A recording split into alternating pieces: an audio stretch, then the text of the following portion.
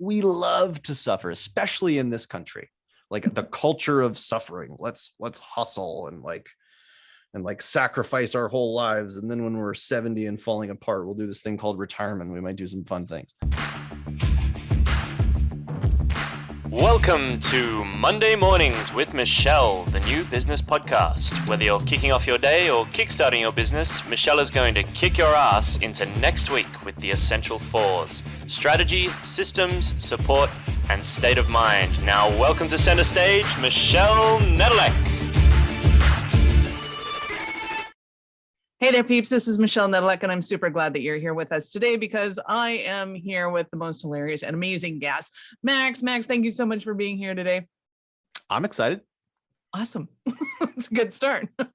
So give us a 5,000-foot view of who you are and what you love to do. Fourth generation entrepreneur. My dad always said, do something once, get paid forever. And so my current walk of life, I'm helping consultants productize their knowledge so that they can scale their business and spend more time golfing or with their kids or whatever they really like to do. Nice. Love that. So how did you get into that? Accidentally. To my father's disappointment, I started running a marketing agency, which is about the most cannibalistic, ridiculous business model on the planet. Professional services, linear, time for dollars business model. The more you grow or scale or whatever you want to use as the term, the worse life gets.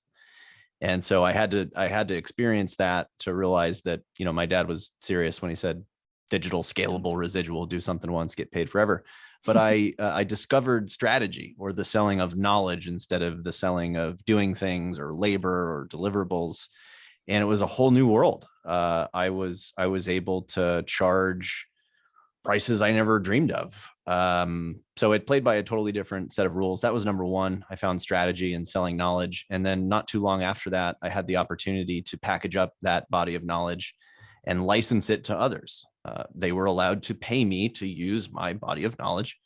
And magically, I was waking up in the middle of the night to other agencies on the other side of the planet running my process, and I was getting paid 20% of their strategy fees. That's exactly what my dad had always talked about. And that set me on my path. I decided that I wanted to find people that had the unique knowledge already. They had systems, methodologies, industry knowledge, whatever it is, as long as it's valuable and unique, and help them package it up in some of the ways that I had accidentally done to combat what I felt was a zero-sum game. Nice. I love that.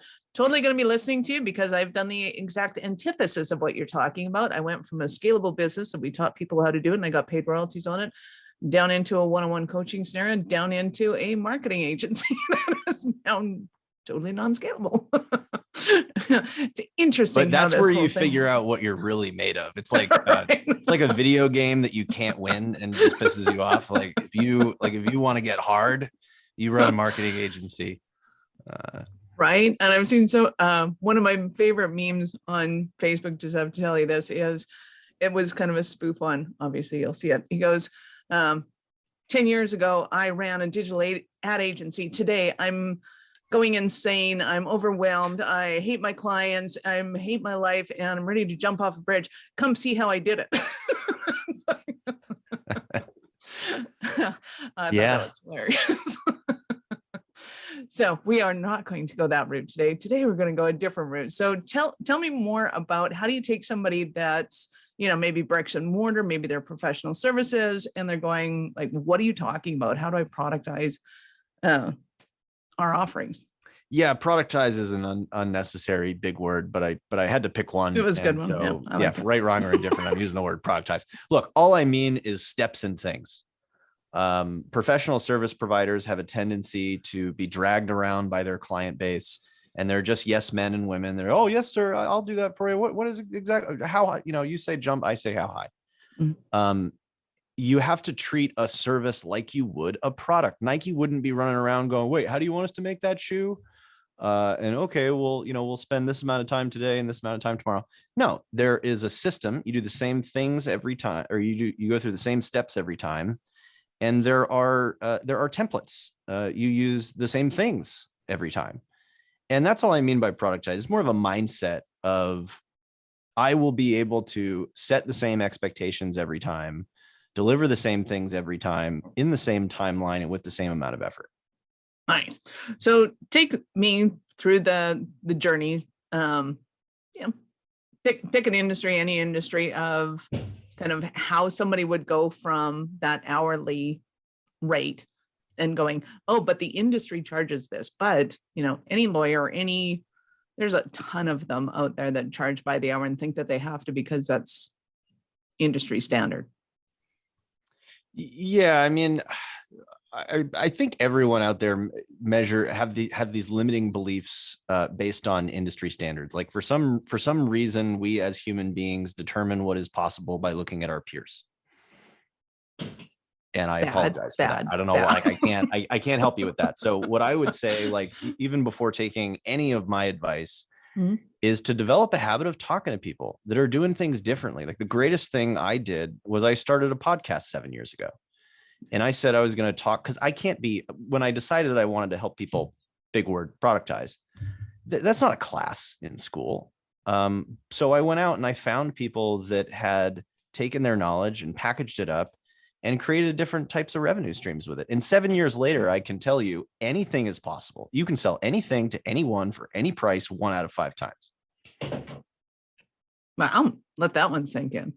Yeah. So you just unpackage that for me a little bit. Yeah. You gotta broaden your perspective. I've seen really poor services and products be extremely successful. And I've seen really good products and services go nowhere. It's all about the execution, your focus, and your determination to make it work. It has nothing to do with what's been validated in the marketplace before. Like you can do it. It's made, like my dad always said, put your personal life first and have no rules around that. Put your personal life first. And when you figure out exactly what you want your personal life to be like, build a business model that supports your personal life. Nice. Sage advice. So who do you love working with? Who's your absolute favorite? One sec. I've got a golden retriever here. These podcasts must be like Real World 101 because there's literally love this part. There's enemy at the gates. My 3-year-old is smashing on the window. I've got a golden retriever here, but the show must go on. I believe the question is. Well, we can edit. If you really who want. I never edit now. Keep it rolling.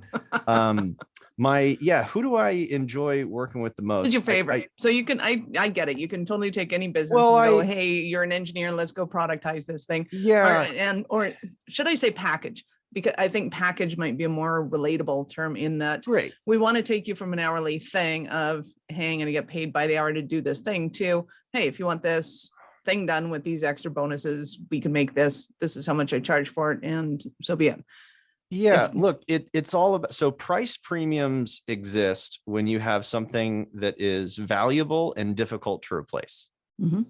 So my favorite people to work with are people that have really deep knowledge. And the ironic part is we all discount the knowledge we have. Like we all think we're stupid. We look in the mirror and go, you idiot. But our clients think we're brilliant. So yeah, I love to work with people that have, like, they've written a book, or they've got, their PhD, or they've spent their entire career in some niche market or working as an executive in something. Those people have really unique knowledge and they're very difficult to replace. And that's where you can basically say, hey, if I find the right person, I can charge whatever I want. And it's not an hourly thing, because hourly means that you're being paid for your time. And the shift in mindset is, you're not going to pay me for my time. You are going to pay me for access to a lifetime of knowledge.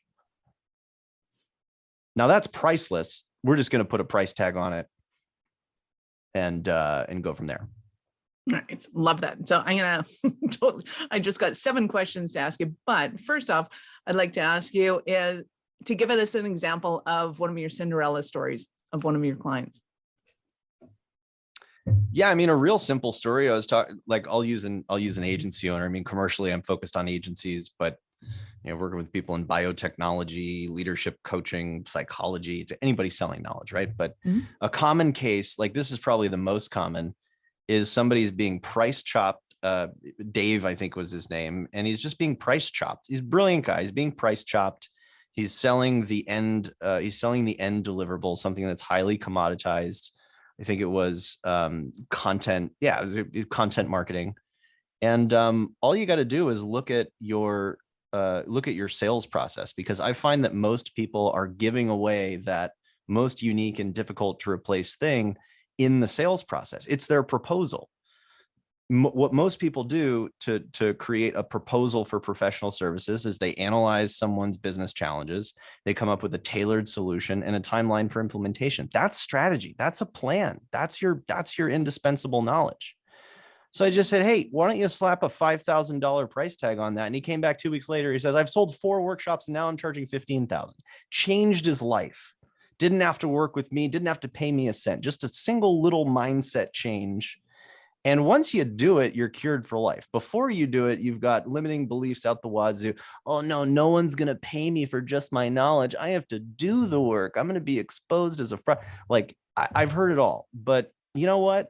Take a look at any professional team. Do you think the coach gets paid? Absolutely, the coach gets paid, because that's a role. Somebody has to be full-time thinking about the plan to let those, gargantuan gargoyles go out there and tackle people or whatever they're doing. There needs to be a role that is the coach, and you can play that role. Nice. So for somebody that's, say, been in a position, if they're corporate and even if they're in a CEO position, still feels like that knowledge is kind of just what got them there, that people don't actually pay for that stuff. How do you kind of turn them around to go, like, and I get the proposal idea, but if they're not documenting what they think, they're just kind of implementing what they think, if that makes sense. I go to work, I do my job, I go home. How do they start to look at that thing that you do every day could be turned into a product that somebody wants to buy? Well, whatever you're doing can be turned into a product. I mean, there's no arguing that. I think the challenge is the motivation, because people are afraid and hungry. And today they are comfortable selling themselves. You're going to pay me and I'm going to do a good job. I'm used to that. But the question, like, a lot of people start to take action on this when they ask themselves the question, well, what happens if I want to slow down? When I stop, the money stops. And in order to, when I stop, the money keeps going, you have to take the things that are in your head and document them, so that either your clients can implement this thinking process or somebody else can pick this up and implement this process for you. So I think it's just a lack of motivation. But I realize that doesn't answer your direct question. The direct question, I think, is, how do people get started? Let's go with that. Pen and paper, ladies and gentlemen. Pen and paper, self-awareness. One of the greatest things I started doing was actually tracking my time, not my client time, everything I was doing. And so I have 6 years of documentation of exactly what I did, how long it took, the process.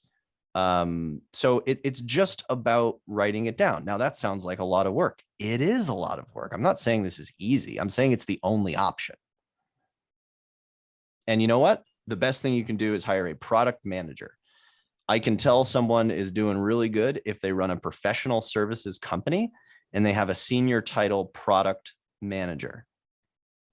They're not selling any products, they're selling services, but that's the type of mind. They have an operational mindset, they have a process mindset, and they're sitting there documenting everything those really smart strategists and consultants are doing, so that it can actually become repeatable, and the company isn't relying on some really smart person that's probably going to decide to go out on their own, or probably going to decide to move on to another company and bring all their knowledge with them. So would that involve, say, job shadowing, or what would that person actually be doing? Yeah, documenting it, like step 1, A. This is what Fred did. 2, B. This is what Fred does. Yeah, exactly. And interviewing your customers, like, what a simple. So I talk to people a lot about raising their prices, and the first thing they think is, oh, I need to do more in order to raise my prices. The real game is, how do I charge more and do less? because the reality is clients don't want more. They want it to be easy. They want the results as easy as possible. So not like almost no one that I talk to interviews their customers about what is most valuable and what is least valuable, because you should have a target on the back of everything that you're doing that clients don't perceive as valuable. Remove things, subtract, make it easier. And people don't do that. So write down what you're doing and ask your clients what they see value in. It's not rocket science. Awesome. So would you recommend that somebody takes this knowledge, they've documented everything they do they go out and build a talk? Do they build a course? Do they go and sell it first? How do you take them to the next step? Yeah, the first major step is selling the plan. Like the greatest limiting belief that we're running around with is that I actually have to do the work. In order to win the game, I have to be the coach that writes the plan, and then I have to put the clipboard down, put my cleats on, and get out there and score the goal. No, you have to, and you won't believe it until you do it. So you have to take like your proposal or whatever plan that you're doing, and you have to sell that plan. When you exchange money for the plan, just the thinking, that will cure you for life. You'll then start to think about, okay, what other things can I do with this knowledge? The second thing to do is prove to yourself that somebody else can run that process. That might include shadowing you, process documentation. Prove to yourself that even though people are buying you right now, you're not special. There's nothing special about you. It's the system in your head that you use to provide value and solve problems. That's the valuable thing. Nobody cares about you. So that's the second thing you have to prove. In my book, Agency Survival Guide, How to Productize Consulting Services and Do Other Things Better Too, there's 3 major stages. The first is this productize strategic service. And you made a great suggestion on saying that without speaking French. So thank you. Let me know where to make out the check. But that's the first stage, is to really find in this model of trading time for dollars, where's my plateau? I find that it's somewhere around $1,000 to $5,000 an hour, typically, is like a normal plateau. You know, you don't have to be Gandhi. You don't have to be like moving rocks with your mind. But you can't be teaching people how to brush their teeth. So like a general person that has unique knowledge, they can get to $1,000 to $5,000 per hour equivalent by selling some packaged body of knowledge. Great. When you're there, you can then say, okay, I've got this process. Let me try to do it 10 people at a time. That was the first thing I did. I said, well, I've got all these templates. Why don't I get 5 clients to pay me that $10,000? We'll put them all in a room. I'll teach them how to do the exercises themselves, and then I'll fill out a template and I'll give that template to them. That's their actionable strategy. Voila. So you go from 1 to 1 to 1 to 10, and it's kind of hybrid. You still got to hold people's hands. You got to blow their noses. But now you've got some systems, and they're starting to think with you. The final stage is, hey, I can actually license this to other people and they can run it as a business. You take your process documentation and you add training and materials around, here's how you sell it, here's how you staff for it, here's how you run a business, here's how you meet your long-term goals. Those are the 3 major stages. I call it strategic, productize, strategic consulting. That's way too many words. And then the middle stage is facilitate. You can facilitate the process. The final is you can license the process. Nice. Love that. And I'm assuming that if somebody looks at this and they go and get your book, they read through it, they're going, oh my God, this is brilliant. I need your help. I assume you help them through all 4 of those stages. Yeah. Well, yeah. I mean, well, yes. I mean, the direct answer is yes. Like my business is to help people focus on their body of knowledge that is most valuable and difficult to replace. A lot of it is getting over the fact that most of the things that they're doing are simply holding them back. And the limiting belief is, that people have paid them for it in the past. What do you mean I shouldn't be doing it? So that's number 1. And on any given day, you can normally find me helping people bring to market and actually run these client engagements, charge for the knowledge and deliver it in a way that clients love you for it and want to do more work with you. And then, yes, some of my clients, if their personal life requires it, if they're like, you don't have to do all these things, but if you want to achieve some things in your personal life and you have the skill set and the stomach for it, you might want to go into that facilitation stage. So I'll help them design those types of programs. You might want to go into that licensing stage. I'll help them build the body of knowledge that's a little bit more scalable and licensable. So yeah, I that's how I make money. And, you know, to support my goals, I charge a fee for service, but my end game is to take a percentage of the fun pie at the end. My professional service business is a gateway to what I call my portfolio, or the businesses that see me as an advisor. And because I'm helping them create scalable, profitable revenue streams, they see fit to pay me a percentage of the fun. Nice. I love that. And I love it on both sides, because it is a huge risk as a consultant to do that. And at the same time, when you know that what you do works, it just makes sense. And it allows the business owners themselves to go and have trust in you that, hey, you actually do know what you're talking about, because you're willing to put yourself on the line like that. I think it's awesome. So let's kind of back up the bus a bit. When somebody that's listening to this right now, what kind of stumbling blocks might they be going through that they think, oh my God, Max, I need you so badly? So you mentioned a couple of them, like, I just want to, if I stop in my business, I don't make money, and people are price slashing on them. What other kind of things might they be going through there that are telltale signs? Yeah, I mean, look, when was the last time? I always start with your personal life. When was the last time you took a vacation? And fine, maybe you took, okay, maybe you took a vacation last week, right? Maybe this is January, right? So maybe they took a vacation during Christmas. Like, that doesn't count. Yeah. But the question is, like, could you take tomorrow off? Mm. Could you take a week off next week? What would happen? What would happen to your business? So do you have the freedom to do things that you want to do? And people lie to themselves about that. I heard from somebody really smart, and I'm always really good at quotes, but I always forget who said it. Like, I'm terrible with names, great with quotes. And they said, the last thing human beings will give up is their suffering. Interesting. We love to suffer, especially in this country.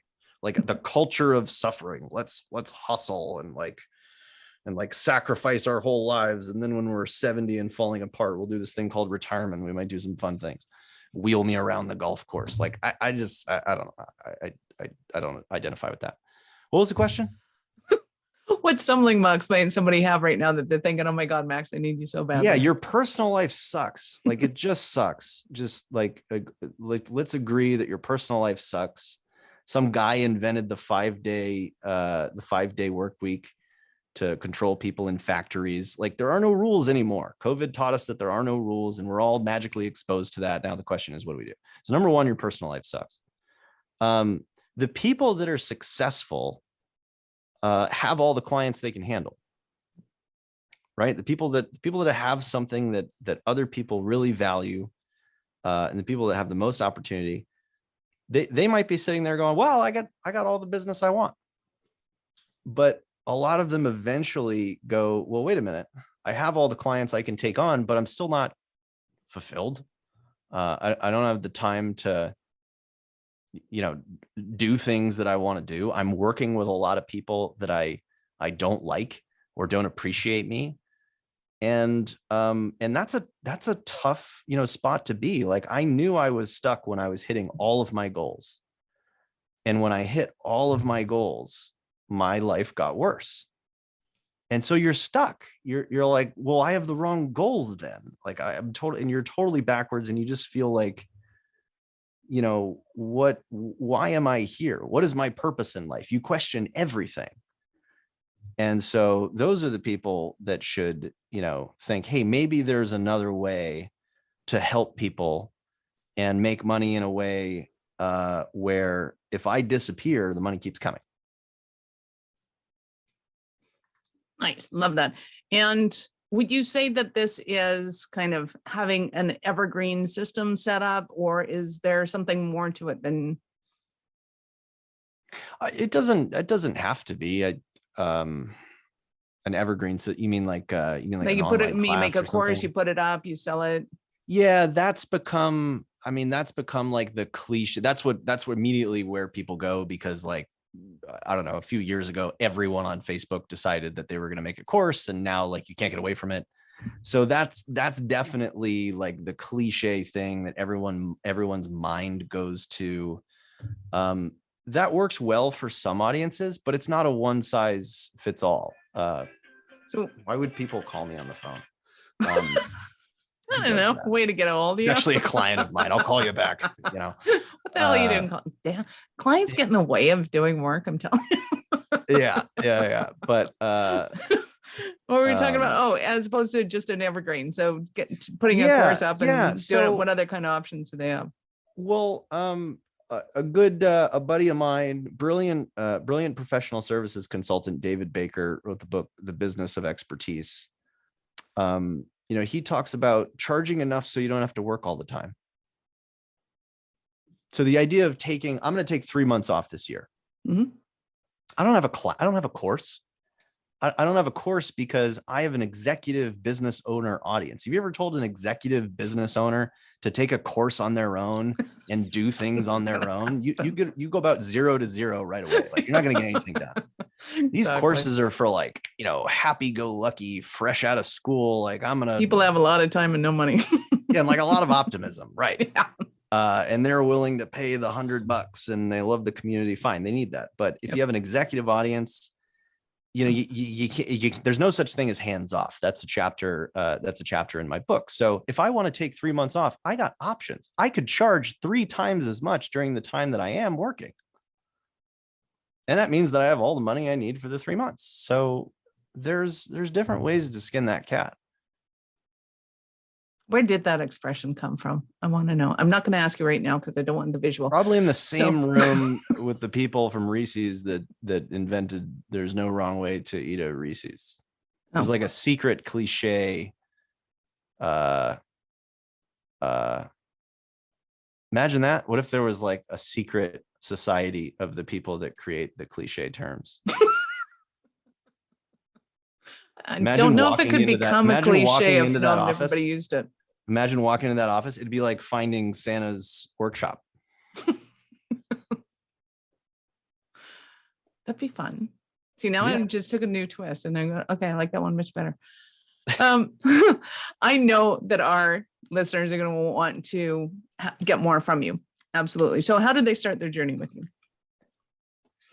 MaxTraylor.com. There you go. And that's Traylor with a Y. T-R-A-Y. Yes, Taylor with a Y. That's exactly how I say it. Yes, Traylor. My book is available for free against the best wishes of the people that advise me on books. It's available for free on my website. And if you email me, I'll send you a physical copy if you dig that kind of thing.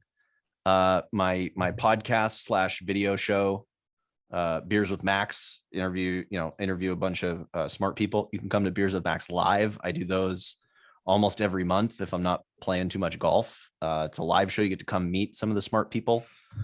I do workshops all the time, like Productize workshops with the public. I do that for mental exercise. That's a lot of fun. I do those every couple of weeks. So yeah, but it's all just maxtrailer.com, really easy. And LinkedIn is the only thing I pay attention to. Like, I'm not a social butterfly. I can't stomach it. But the LinkedIn thing, I'm big there. No way. You totally strike me as the social butterfly type. You know what will ruin Facebook for you? Providing Facebook services. Fair enough. Because I did that in my agency life, and I was just like, I've had it. I'm absolutely done. I don't want to participate. That's awesome. So you already alluded to it a little bit, but I want you to kind of delve into it a little bit more. At what point in life did you know that you were that special, kind of crazy enough to think that you could become an entrepreneur? I went to the #1 school in the world for entrepreneurship. I'm a 4th generation entrepreneur. I didn't do it. That means my dad, ran his own business. My grandfather ran his own business, and my grandfather's father ran his own business. The Traylors, and But for me, like I thought there was the big shift was going from, this is something I could do to I am like, yeah, this is me, like, experiencing it. And I had just gotten out of college and I was trying to get a job. I was running some crazy business on the side, but I was trying to get a job to make some money. And I called my dad and I was really frustrated because I was like, Dad, nobody wants to hire me. And he said, well, Max, what do you want to be? And I said, I want to be a consultant. And he was like, congratulations. I'm waving my hands. I deem you worthy, because all consulting means is that you charge whatever you want. A week later, I had, I think it was like a $50,000 deal, annual contract. And I went out and I hired an agency to fulfill on this contract that I had sold. So when I realized that there were no rules, you have to be it. Nobody's going to, you're not going to, some event isn't going to happen. And then you're like, yeah, I've made it. No, it's a personal choice. It's a belief. It's an identity thing. I am this.